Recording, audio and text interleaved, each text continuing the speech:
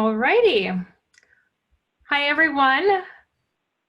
I'm Angela Johnson. I'm the founder and co-CEO of Coalition of Black Excellence, where our mission is to unify and elevate the Black community. We're an all-volunteer-run 501c3 nonprofit organization, and I'm excited to get going with one of our virtual sessions as a part of our Resiliency Through COVID series.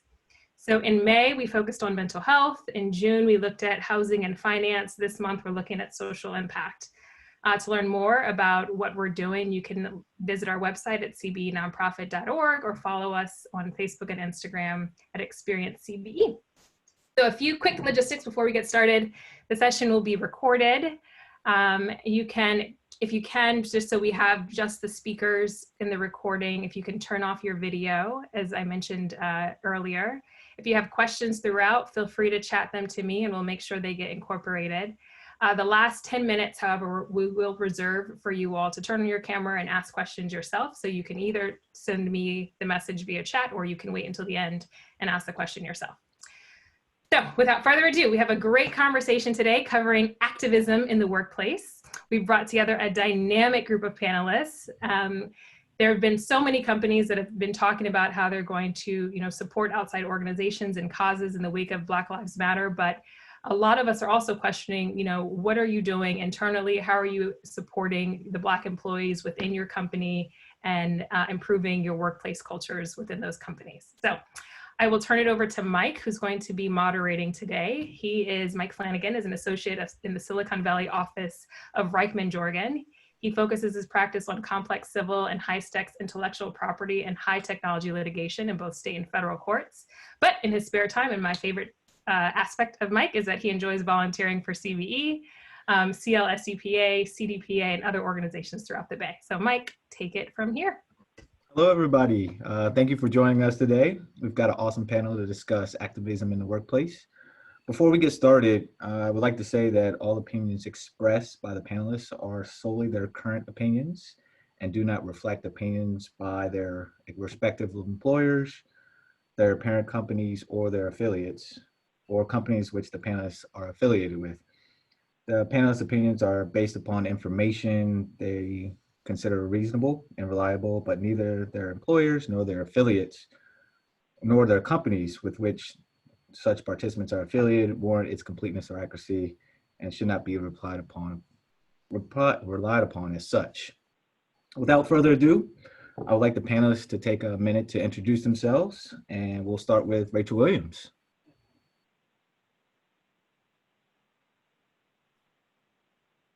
I think she's muted. Oh, there you go. All right, I'm unmuted. Sorry, y'all, if you hear any background noise, my neighbors decided to take upon a home improvement project right in their front yard. So welcome to working from home life. I'm Rachel Williams. I head of Equity, Inclusion, and Diversity for X The Moonshot Factory. You may be asking yourself, what the heck is that? X The Moonshot Factory is a organization within the Alphabet family. What is Alphabet? Alphabet is the parent company to a company you may have heard of, Google. And X is charged with making more Alphabet companies. So we're an incubation lab, deep tech, and we make companies like you may have heard of Waymo, driverless cars, Loon, which is balloon internet connectivity. And I think that's all I'll say for now. All right, we can go to Paige. Hello, good afternoon. I'm Paige Maisonet. I am the Senior Manager of People Operations for ABD Insurance and Financial Services. We are an insurance brokerage and consulting service, and I also lead the diversity, equity, and inclusion efforts for the company over the last couple of years. So that's me. Awesome. Next, we'll go to Katrina Logan. Hi, everyone. My name is Katrina Logan. I'm the Director of the Economic Advancement Program at Community Legal Services in East Palo Alto. We're a small community-based nonprofit. We're based in East Palo Alto. And we serve our community in areas of immigration, housing, reentry, and some consumer law and workers' rights. Happy to be here. Awesome. And finally, Dianna Jones. Hi, everyone. Thanks for joining us this afternoon. I am Dianna Jones, and I'm Senior Counsel, Global Compliance for Uber Technologies, Inc. I think everyone's pretty familiar with Uber. We operate in over 600 cities globally and across, at last count, 60 plus countries. And I'm also one of the global co-chairs for our Black at Uber ERG, and a colleague of Angela Johnson, founder of CBE. Awesome. Awesome. So we have a great panelists today. So I'd just like to open it up and start with, what does activism in the workplace look like to you? And feel free to. Oh, okay. I was gonna say, this happened. One of us wants to start. No, it's open discussion. So. Okay. Okay. Yeah.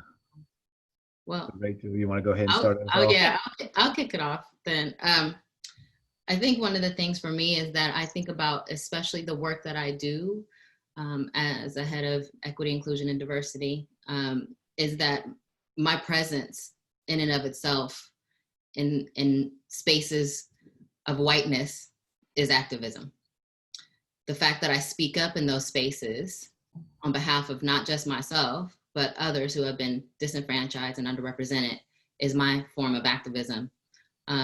I have taken to the streets before in my life. So I protested before for 209, Proposition 187, all of that.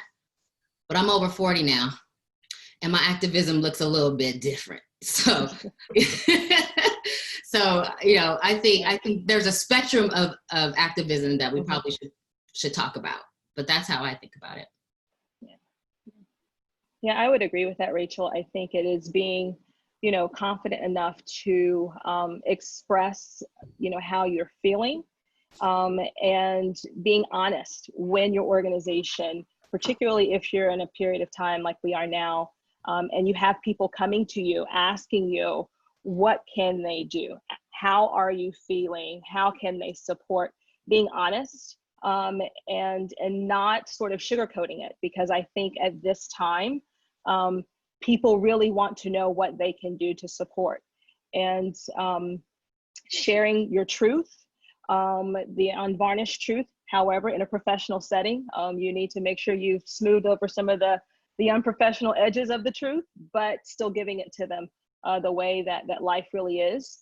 And then leveraging that opportunity to say, and I'd like to work with you to figure out what we can do to make our work environment more inclusive, more diverse. I see some things that perhaps we can work on together to improve, and meeting people where they are, with their questions and with their requests for your truth. Can I just add that you said, I want to work with you. Please, y'all, if you want to become an activist, please, if there is a head of EID, go to him or her and ask them what is already in play before you go, traipsing off to do something else, because there might already be a plan. So yeah, correct. Yeah, I was definitely going to piggyback and say definitely understanding the business to be able to really make sure that your asks are aligned with what's already there. So it's understanding the foundation, and then being able to look at that foundation and say, okay, these are areas in which if we improved here, here, and here, then we could, achieve whatever the goals are in the future. And so you have to be able to really understand what's already in place, what is there, in order to get there, and not being afraid to have a big ask either. I think that's been the bigger thing of like, don't be afraid to step out and have a big ask, because it's always, don't just bring a problem without a solution. So definitely be ready to be part of that solution. Yeah. And make sure your ask is appropriate for your organization, right? We're all seeing, all of these organizations with their spots on commercials, and we're seeing what people are posting on LinkedIn about what organizations are doing. If you are a smaller organization, you're not going to be able to do something that a large global organization can do. And so you don't want to set yourself up for a conversation that may not be well received, because, as Paige has said, you haven't understood your own organization and what your team may be able to accomplish. And it may not be big. It could be as simple as, by the end of the year, you have a consistent seat at the table with leadership. that may be your activism for 2020, and that is good enough if that's what you need at your organization. If they're not giving out $100 million, that may not be your play, and that's perfectly fine too. Got to make $100 million first before you Exactly. You might want to check the books first.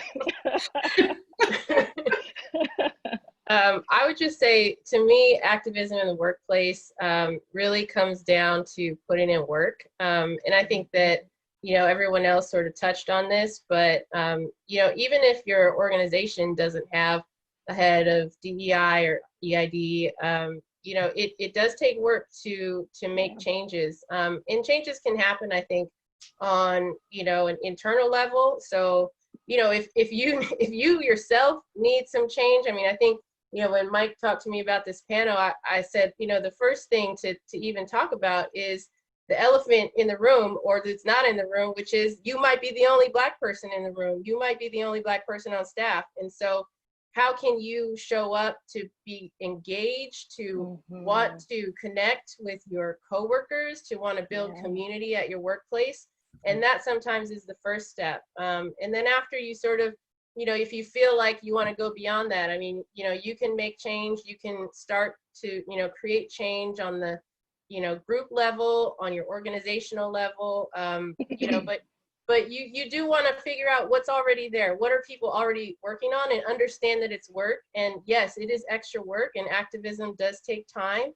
I think a lot of us, when we were talking about this, change happens over years. It takes years just to even get somebody in a position to, even be talking about DEI in your workplace. So, just understand that you've got to be patient, but you got to work hard at it. This morning I was on my walk, and I was listening on NPR to Representative John Lewis's homegoing celebration. I didn't get a chance to hear my boyfriend and President Barack Obama speak, but I will do that later. But as I was reflecting, like, over this conversation and his life, like, I just want to put it in perspective for people. Like, that's 65 years of activism, which to me, I'm like, well, okay, so what does that really mean? That is selflessness.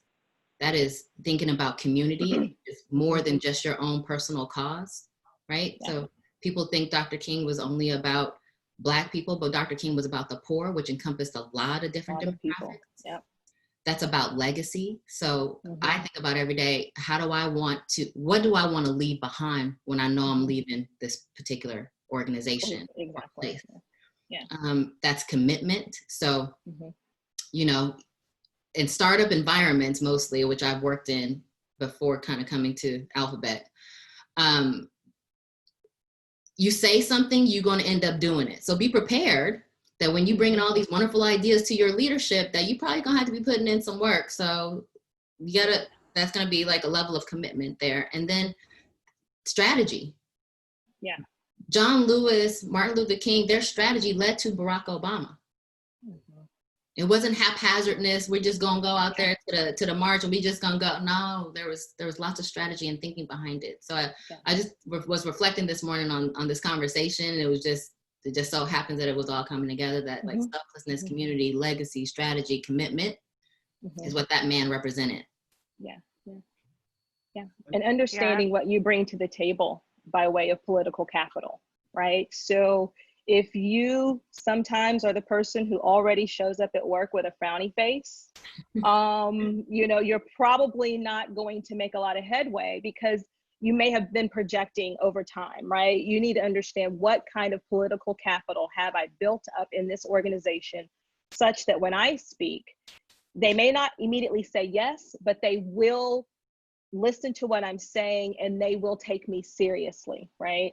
And so, it's the same for, Representative Lewis and for Martin Luther King and for several other leaders. Their reputations preceded them such that they had capital to play with when it was time to make that ask, when it was time to perhaps even in a professional way, call someone to the carpet for something that and to challenge. And so it's important, again, to understand where you fit in the organization that you want to change. And know exactly that you're going to be having to, you're going to have to leverage some political capital, and you're going to have to give up some.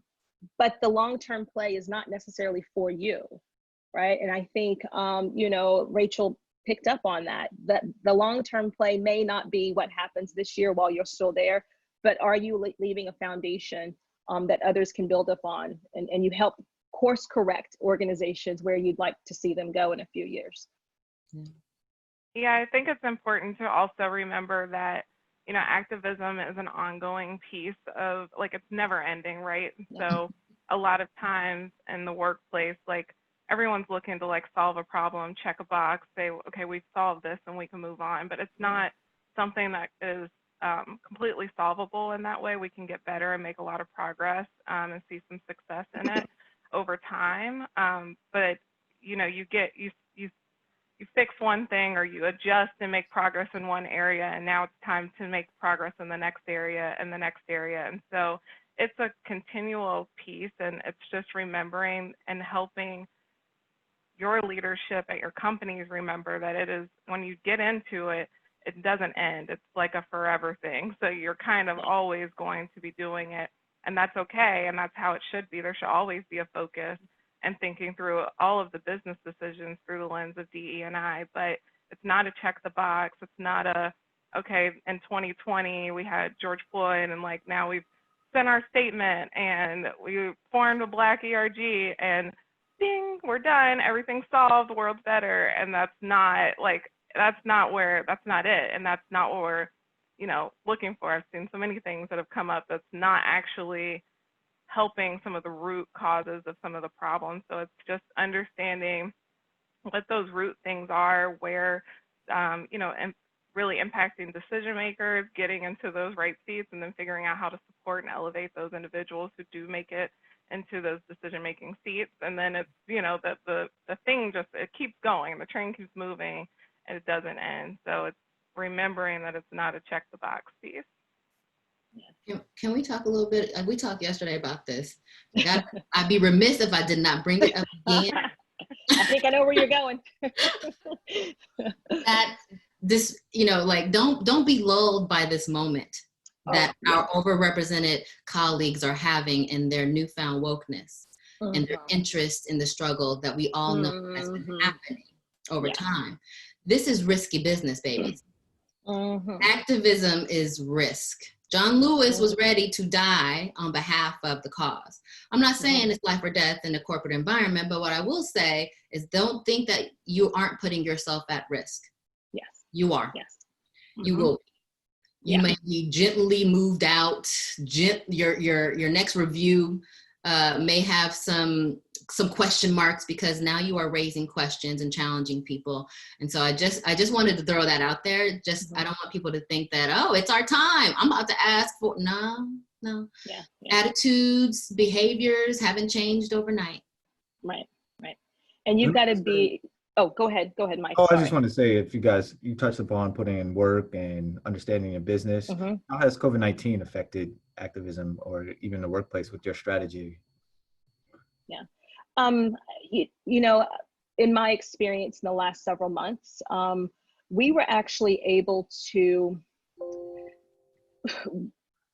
I'm in an environment where we do have a fairly strong D&I team, and a team that I think if you look at the spectrum of sort of organizations and where they are on the D&I spectrum, we are not at, you know, the stage where we should be telling others what to do, but we're certainly not at the beginning stage either, right? And our D&I team fully understood the impact of COVID, particularly on Black and Latinx communities. And so they were already reaching out and working with us and collaborating with us, both organizations, to understand, and even Asian at Uber, for example, to understand how our employee base was dealing with this through the lens of, you know, the impact to the respective communities. And so I think that when we started to see a shift toward the unfortunate and, you know, the killings of our brothers and sisters throughout the country, they were already in a space of understanding the connection between COVID and the injustice there, and the disparate impact, right, to the Black, Brown, and Asian communities there, and what was happening. They were able to make that quick correlation. And so I think that they were in a prime position, right, for us to have these conversations with them. And we were able to sort of work with COVID in that way and leverage it as a positive for furthering the D&I conversation. Yeah, and COVID kind of silenced everything else that was going on in terms of the distractions in the world to really, I mean, there wasn't really a way to turn away from it. You couldn't go and pretend as if there was no way you could pretend as if you didn't know what was happening, as if you didn't see it. Probably nothing else for the media to really cover either. So that also helped in terms of it just being such like almost a dead space in what was going on, and such a calm, chaotic but calm space in which all of this happened. And I think that's why so much attention has been put on George Floyd specifically, because COVID was happening and it was at a place where it wasn't hectic, where, you know, you may have missed Ahmaud Arbery, or you may have missed Breonna Taylor. Like, you could have missed those because of all the chaos behind COVID, but then there was that space. And I think that's really what COVID did, was provide, in some wild way, that space for people to not be able to turn their heads, and they had to pay attention. They had to address it. There was just nothing. In some ways, it made it the shiny object, and so that's what happened. I'm going to repeat something from someone else that I repeated to you all yesterday, because it, like I said, it pierced my heart when I heard it. But I think that's because it was very truthful. Ijeoma Olu, who wrote the book So You Want to Talk About Race, which I recommend everybody read or listen to on Audible. I did a fireside chat with her a few weeks ago, and you know, she was asked this question about how COVID has kind of amplified all of this. And her response was that COVID has shown fear to our dominant brothers and sisters, the dominant culture, if you will.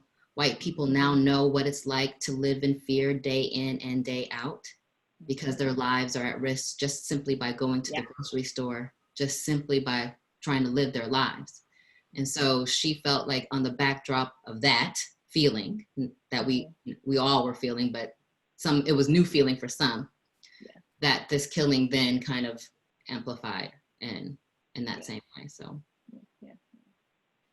and to that point, Rachel, go ahead, Katrina, please. I was just going to say, I mean, in terms of this double pandemic and its impact on, you know, the communities that we serve, I think that it only magnified the same, you know, inequity issues that, you know, all of our clients deal with on a day-to-day basis. And it also, I think, just internally really brought to light these injustices that we knew existed. But I think, you know, looking at it from like this, you know, other perspectives, you know, folks who are on our immigration team are all of a sudden like, yeah, we do have to, you know, do something about, you know, our clients who are incarcerated because they're, you know, basically, you know, in ICE detention facilities, and they're drawing these connections. And so I do think that certainly, I mean, from my perspective, it's great because now I have other folks in the room bringing up some of the same issues that I've already brought up before, but now it just sort of seems more meaningful maybe to others. And so I would just hope that it moves us towards more intentional work in, you know, in these areas and really sort of addressing these inequities that our clients face every day. And yeah, I mean, it's only gotten worse, you know, and so I do think that, you know, we all have an imperative to sort of think about like us as being part of communities and, you know, really thinking about like, how is it that I can actually, you know, in this moment of COVID, you know, of systemic racism actually like bubbling to the surface, you know, how is it that I can actually impact my community in a positive way too? Yeah.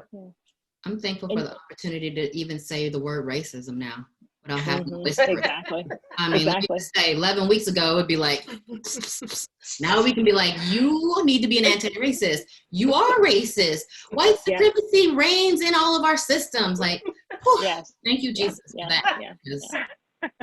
And taking it, you know, and I think, you know, both of you touched on some points around people coming to terms, right, with their own fear, and recognizing that they are also going to be anxious to act, right?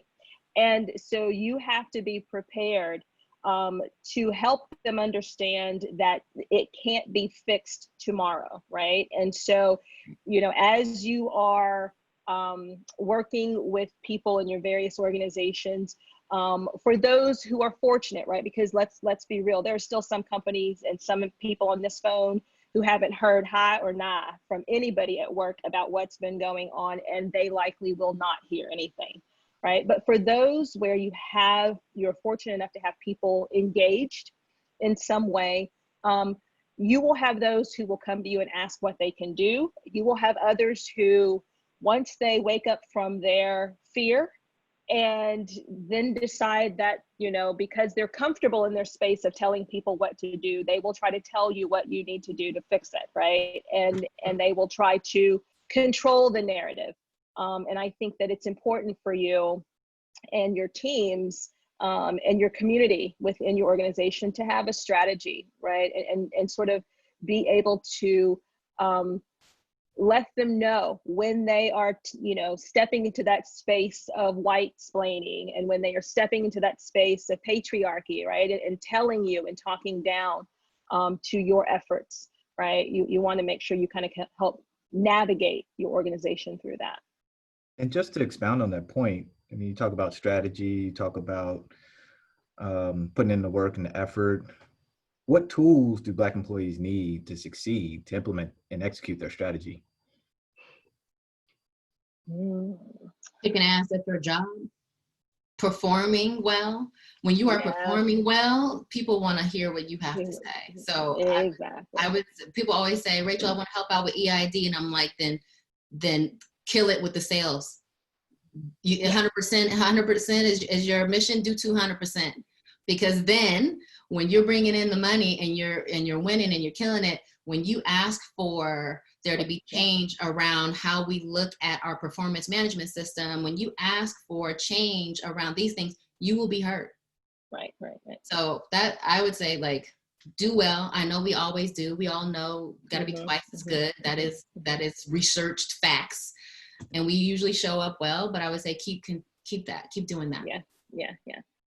Because at the end of the day, they're paying you for that job, right? That in their minds, that's what they're paying you for. So you want to deliver on that, give them no excuses.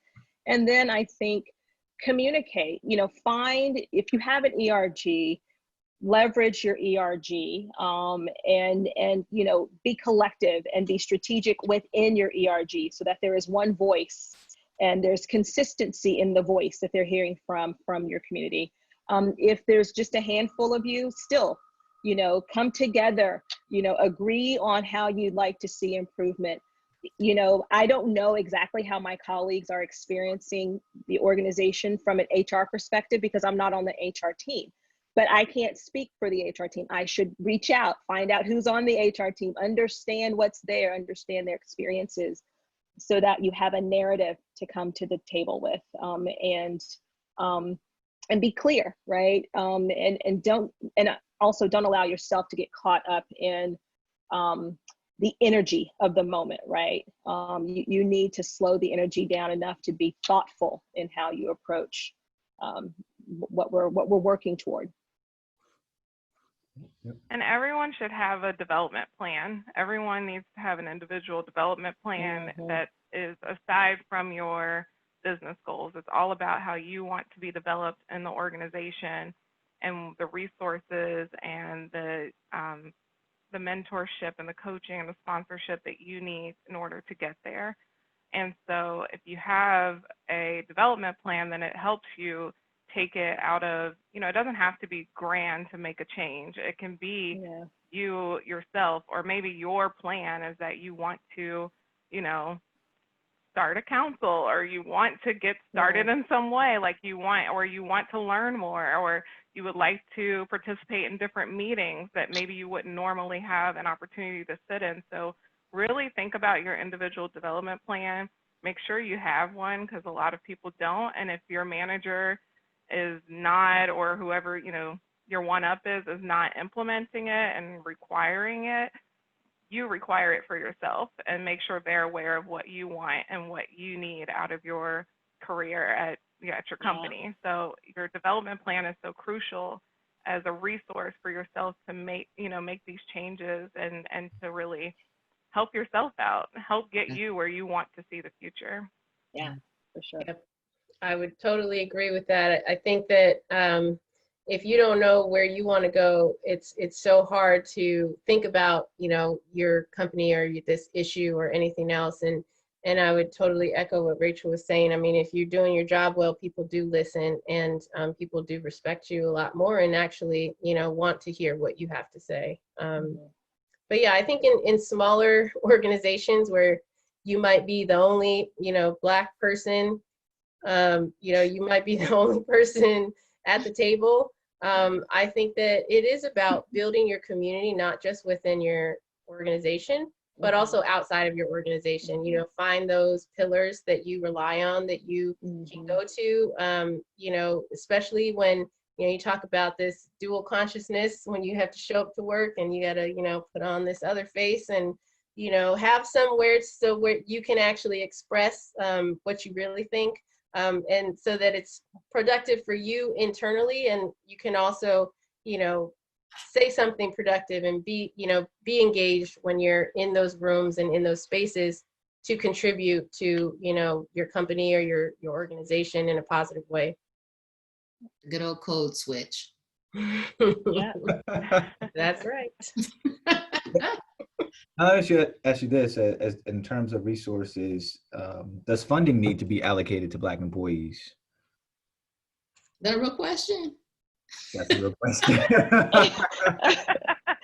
And how can it assist, you know, Black employees? I mean, is it something where we need to put on events, and what type of events can ERGs host to bring support from non-African American employees? All right, I'm gonna say something a little, because we didn't talk about this yesterday, but since you're throwing it out here, I know, right? I'm gonna say this. There is a racial wealth gap. We talk about the gender equity, like we talk about that all the time, but there is a huge conversation that needs to be had about that. And if money is going to be spread about, shared with the community, I would love if organizations started there. Because what we do with our finances and our money and the wealth and all of that is spread it back to our communities. You see this online right now, support Black businesses. Well, I would love for my company to pay me equally to my counterparts so that I can support my Black businesses even more. So for me, this whole conversation, this whole, you know, EID is all about really leveling the playing field when it comes to closing the wealth gap, especially in Silicon Valley, because folks are out here getting bags, but it is inequitable who is getting said bags. So for me, we can skip the events, we can skip the speakers, we can skip all of that. I would love for people to go back to their compensation plans and strategies and really do a deep analysis. Some companies have done so around gender. Who's going to be the brave souls to do it around race? Right. And to Paige's earlier point, now is the perfect time to ask for that equity audit as it relates to race. All companies, particularly here in Silicon Valley, certainly have managed to tout and in some instances execute on gender parity as it relates to pay. But if you are in an organization where you do have a D&I structure, it would work differently in smaller organizations, but it can still be done. If there is an ear to hear what you have to say, and you are looking for an audacious ask, this is one of them that makes sense, particularly if you have an organization who has uttered the words Black Lives Matter, if they have posted on LinkedIn, if they have already decided to donate, if they are taking out ads, and if they are branding themselves around helping us all out, then you make sure you ask them about a racial equity audit of your compensation structure. That's how you phrase it. I may or may not have seen that on some paperwork lately, but that's what you should do. Just throwing it out there. Throwing it out there. Excellent. We have a question for Paige from the audience. What types of events do you recommend African-American ERGs host to gain support from non-African-American employees? Types of events. So I think allyship is a totally different thing. So being able to bring people in and help them understand, be okay getting uncomfortable, knowing that you have to explain to them about the Black culture and about what we do and why we do certain things, why certain things are important to us as Black people, and being okay with the focus being there. It's hard sometimes to sit and talk to non-Black people and having such a focus on Black and Black issues and Black disparities, because you don't want to, it's just not, we don't normally do that. We weren't taught to do those things, and it's okay, and it should happen, but it is extremely uncomfortable at times. And so, because you don't know who's in your audience. So I don't know if there's like specific events per se outside of really enlisting the just your non-Black allies who are interested in learning. Trainings are helpful, including them in on events that happen and being okay with having to explain why it's happening and why it's important. I saw a lot of companies that were, and ours too, who embraced Juneteenth as a holiday. And you can't just embrace Juneteenth as a holiday. And it's just that I struggled because I was like, I don't want it to be just another day off. Like, that's not the reason to then take it in. So it's helping then educate on a large scale the entire company on why, like, the importance and history of Juneteenth and why we should be celebrating it as a whole. It's not a Black holiday. It is it's an American holiday. So we like, how do you get to that place? So I think it's just being okay. It's annoying, I know, and it's frustrating to have to be the person that's like constantly explaining, but we have to get into that place of just being okay with it for a little bit, especially right now, because people are, they're interested and they're wanting it. And I think it's opportunistic right now to just kind of really involve the allies and those people that are interested in learning and wanting to dig in, and that are in some ways brave enough to say, I have no idea about anything at all, and I don't even know what to say, do, help, this, that, and it's just like being okay with having those conversations. So not specific to an event. I don't know if anyone else has specific events, but I think it's an overall inclusion piece. We're still in the education mode right now, and there's still a thirst for that. And I think one, if you are annoyed that you have to teach someone, I say, maybe put it in perspective of we're not out there marching, we're not being chased by dogs, we're not like what John Lewis, Angela Davis, like other leaders that have come before have faced. I'm in no way in that realm. So I think I can have a conversation with my white colleague about why I braid my hair, or why we need to celebrate Juneteenth. That is not a struggle. That is part of the legacy that you're going to be leaving behind, because the next time they encounter a Black person, they will know a little bit more. So you're helping the collective. So I would love for people to like frame it in that way. We can't be exhausted yet. We haven't even really when I compare to what people have done before, I'm not exhausted. I haven't walked 50 miles across the bridge and been beaten over the head by anybody. So we can do this. In that vein though, bringing in speakers is very helpful, right? You can't just be on you. Right. You do need outside speakers to come in and amplify what you've been saying. So Ijeoma Olu was great. I mean, I don't know how many, I want to say we almost had the full company on the line, like listening to her words. And she was so raw in that moment and so real. And I was like, yes, yes, yes. Yeah, yeah. We brought in D. Ray McKesson. Now these are heavy hitters now. So, you know, I work with an outsized budget and I realize that. So I'm just saying that there are speakers at different levels that you can bring in, but bringing in speakers to amplify what the employees are feeling and saying would probably be helpful. And I would just say, like, you know, last night I also participated in the Silicon Valley, I think it's Silicon Valley African American Film Festival, and they had a couple of short films. One was about sort of having that code switching and dual consciousness going on, and it was actually quite good. I can include the link here, but even, you know, it's a 4-minute video showing that, having a conversation about that, you know, obviously setting up some conscious relationship agreements to go with that conversation.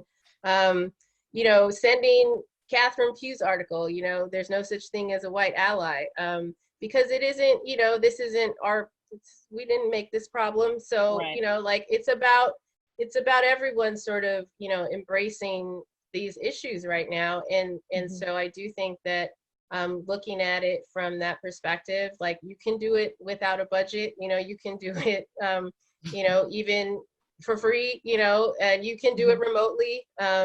I do think that those are certainly tools, you know, art and, you know, other people's writing, just even, you know, leading those discussions, I think are different events that folks can do, and not within the month of February, you know.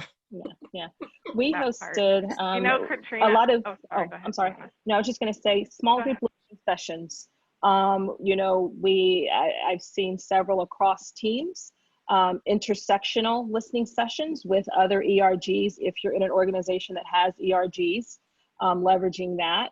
You know, to Paige's earlier point around Juneteenth, we had a global history lesson, and we started not with 1619, but with 1500, right? The very first one who came here with the Spanish, right? And so we went all the way back and took that through, and we engaged with, you know, with a trivia session on that. And globally, we had about at one point there was like 5,000 people on, right? Because our position was we wanted people to understand, well, what is the day, right? And where do we fit into this narrative? And we were very honest with that session. But small group listening sessions, and when people ask, you know, a lot of people will come and ask, well, how can we help? What can we do? Part of it is having a little grace and, you know, not being frustrated that they are asking us how they can help. There is probably cause to be frustrated, but as Rachel said, it's the least you can do to say, I tell you what, if you want to know, I got some answers for you, and just share your truth. Yeah, one of the things, sorry, and I was sparked by Katrina, Mike, if I could just share this really quick, but I was sparked by Katrina mentioning about the listening, or not the listening sessions, but the film and the viewing sessions there. And one of the events we did, but not through the lens specifically to like our Black ERG or for Black employees specifically, but just overall DE&I recently was a company-wide remote Ask Big Questions event where there's a whole structure to it. And we just took one of the questions, and this time we did focus on, it's what do you assume? And the content that was shared was based on a race act that happened. And so a doctor sharing her experience at a grocery store. And so then it was just watching that content together in your group, in your small group, and then being able to just talk through it and understanding what are our assumptions and hearing other perspectives. And you learn a lot from people just by going through exercises like that. So when you talk about not having budget and doing something not specific to, you know, through the lens of like, you know, Black employees specifically, but just overall DE&I, that was one that we completely hosted internally. It cost us $0 and just a lot of hours of time. So there's that.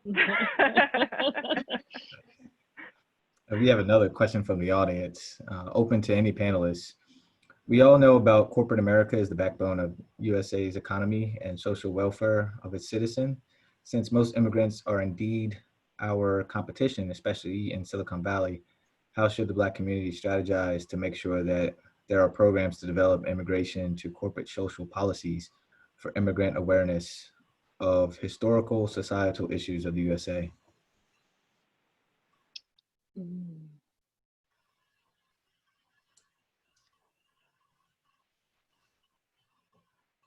Big one. That was a couple of questions. I know, I'm trying to parse them all out. Get a little more coffee. Yeah. That was a lot. Can you read it one more time, friend? Yeah. Yep. Yeah, please. Thanks. We all know that corporate America is the backbone of USA's economy and social welfare of its citizens. Since most immigrants are indeed our competition, especially in Silicon Valley, how should the Black community strategize to make sure that there are programs to develop immigration to corporate social policies for immigrant awareness of historical societal issues in the US? I think the framing of the, so I'm probably not going to give an answer, but the framing of the immigrants being our competition probably threw me off a little bit. Yeah. Because my president, Barack Obama, did a study years ago that in this year, over 1 million jobs will go unfilled, particularly in engineering, right? 2020, unfilled jobs. Now, a lot of companies aren't hiring, but that's because that's a safety measure, I would say, to get us through this period. But the jobs will be there. So I don't feel like there's a scarcity, like we're in competition, like somebody is taking something. There is plenty and more than enough. I do like the second part of the question around asking, like, how do we upskill? I think that was the kind of the spirit of it. Folks who are new to the country and new to the interconnectedness of all the social inequities in the US. I don't even really have a safe answer for that, and I'm not sure that is the responsibility necessarily of our companies to do. I do think, though, what Dianna, what you were talking about is there is a gap in awareness around the history. And we all know that our educational systems, even in the US, have done us a disservice around telling the true stories and the true history. So I would say it's not even just immigrants who may be ignorant to what's going on in the US. I think we all have an opportunity to upskill and reskill around that topic. I'm just going to chime in real quick. So we're at about 10 minutes. And so this is the opportunity where we open it up for the audience if they want to come on and ask a question themselves. So how this works is just turn on your camera and I'll unmute you, and then you'll be able to directly ask your question to the panelists. I know we've got a few more through the chat that Mike will go through as well, but if you have a question that you want to ask live, feel free to turn on your camera now. And Mike, I'll give it back to you. I think we had one more. Did somebody want to continue answering the question, or? I was just going to say, call it out when you see it. I can only speak from my perspective, which is, within a nonprofit, a community-based nonprofit. And, obviously we serve a lot of immigrants, a lot of immigrant families. And, I'm as someone who, if I show up and open the door and say, how can we help you? They're like, oh, are you the attorney? And it's, I think, yes, I am, and yes, attorneys look like this. And I mean, I just, I don't know, like, you call it out when you see it, even no matter who it is, whether it's in, and you just have to sort of educate people that way. I mean, I don't know. Yeah. That's what I would offer. Yeah, I would just quickly add that to the extent you have an infrastructure in your organization, D&I, perhaps this is one of those things that you could say, hey, as we are looking at ways to improve our D&I culture here, could we, I've experienced, and it's an opportunity to maybe share an experience that you've had in your workplace where you feel, those members of other communities who are new to the country, if they don't understand sort of the culture, maybe you say, is that something we could add to our bias training, anti-bias training, or add to our cultural competency training? And so it could just be a suggestion, and in combination with, with Katrina's point, find a way to address it professionally, but also leverage teams that already exist, whether it's HR, D&I, and at least highlight that perhaps you'd like to see something like that in your organization. Mhm. Awesome. We have another one from the audience. I'm an essential worker at a nonprofit. How does one translate allyism within that sector when one works primarily with the homelessness and homeless population? Ooh. Translate what now? Can you repeat the question? Yep. I'm an essential worker at a nonprofit. How does one translate allyism within that sector when one works primarily with the homelessness and homeless population? I mean, I just speaking from my own personal experience, I would just say that you absolutely want more allies, and more people within your organization and in your community to start looking at issues of systemic racism, and certainly as it pertains to homelessness and who's being impacted the most. When you see especially vulnerable populations on the streets, I mean, what I would just say that I think that, I mean, you absolutely want to have more allies and working sort of in community on these issues. I might be missing the point of the question, but that would be what I would say. Feel free to send me a follow-up if I didn't get it. Anyone else? All right, I'm gonna move on to the next question. My small startup company has had conversations and space for conversations, which I appreciate, but when it comes to action, it doesn't happen.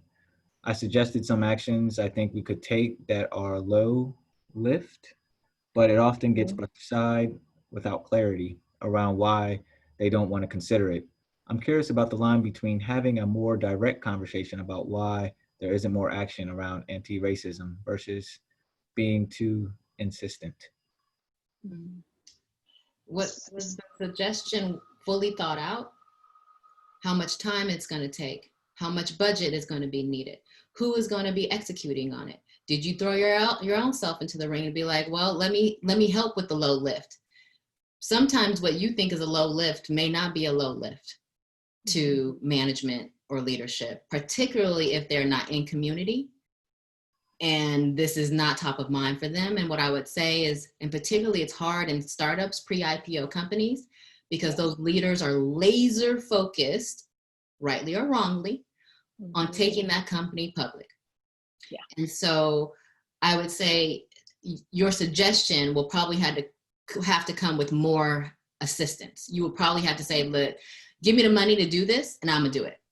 Yeah. That's probably where it's gonna have to come from. And you cannot take offense, because honestly, if you are a stock sharing, shareholder or any of that stock option, if that is an opportunity for you, you do want that leader to be laser focused on making sure that company becomes successful, because we are, remember, here to try and close the racial wealth gap. So right. Back to my earlier point, maybe look at your suggestion and make sure it's got all the components and that you're willing to lean in as much as you're open to leaning in.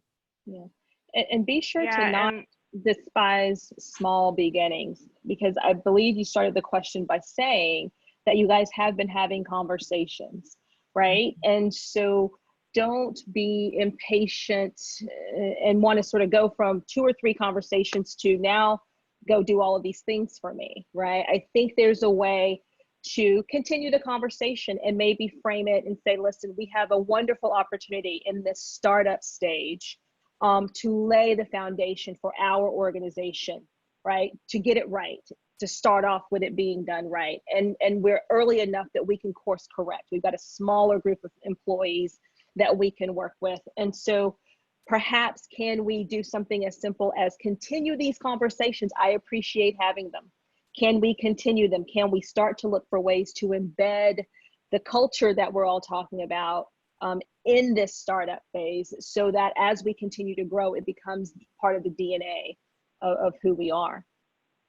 One Yep. quick And figuring out resource. how to tie it back to the business. Like it's Yeah. the piece Yeah. about like no one wants to, you know, Mhm. really activate on it at any size company if there's not a business upside. And so figuring out the ways to tie it back into the business, how does it support the goals and objectives? If they're going after, you know, more revenue, then talk about how, you know, having certain whatever you're trying to push, how does that tie back and support gaining more revenue in the end? And like, what are these things that you're doing? So I think having to layer on to really Rachel about having really very clearly defined and very isolated conversation. Don't try and muddy it in with other things. Have a very isolated conversation that you want to talk about diversity and inclusion and as a standalone topic, and the 30 minutes to an hour spent just talked about that, and you're going through, you know, figuring out and understanding your why and your how and your ideas and how that would, you know, amplify the business, and, you know, what the goal and the objectives would be at the end of, you know, doing it, like just embracing it, like, okay, if we embrace this, this is where we can go. And so I think it's just tying it all in together and specifically tying it back to the business and helping leadership understand what the upside would be from a, you know, everybody likes the dollar, so everything from the revenue standpoint. If you need a quick resource, anybody on this call, go to projectinclude.org, which is started by Frida Kapor and some very other smart women who weighed in on this. It is a website where you can put in how many numbers of people you have in your company, anywhere from 0 to thousands of people, and they have it organized in such a way that depending on the size of your company, they make suggestions around EID that you can actually ask of your leadership and or try and implement. So projectinclude.org if you have any other questions about what to do specifically for the size of your organization. That's a great, we got a question from the audience for you, Rachel, on somewhat related. You were talking about educating allies, and this audience participant is working on hosting training series. What core competencies should be taught, or what should allies leave that space with? Any thoughts there? Oof. Got 1 minute to end it with a biggie, huh? Look, I would say education on how we got here, right? Because I tell people you cannot disrupt something you don't understand. We ask of deep education around our technical skills, PhDs and master's degrees. I think we need to particularly ask of our overrepresented colleagues to do some deep learning around how we got here, because the systems are so interconnected, our housing, our judicial system, our education system, and it all falls right onto the workplace in a nice little, you know, I was just getting ready to cuss. It falls into the plate in the workplace. So I will say deep learning on that, but you can tell them to email me. I got plenty of ideas and I'm always responding. If you can't find my email, I'm on LinkedIn. All right. So I want to, just before we end, because we're at 2 o'clock, if there's any last words from any of the panelists about what's just one big takeaway you want to make sure that everyone leaves with today, in any order. Activism is active. Be active and be in it for the long haul. And find your space. Don't feel like you have to be, your space might not be big and loud. Just find your space and be willing to really speak up and move things forward. Yeah, put in the work. Put in the work. I'm on my John Lewis today, so I'm gonna say get into some good trouble. I love it. Perfect way to end. Well, thank you all. Thank you, Mike, for moderating, and thank you all for attending. Again, to learn more about CBE's programs and to access the recordings of past programs, you can visit cbenonprofit.org. And that concludes our session for today. Have a good afternoon. Thank you. Everyone. Thank you. Thank you. Thanks.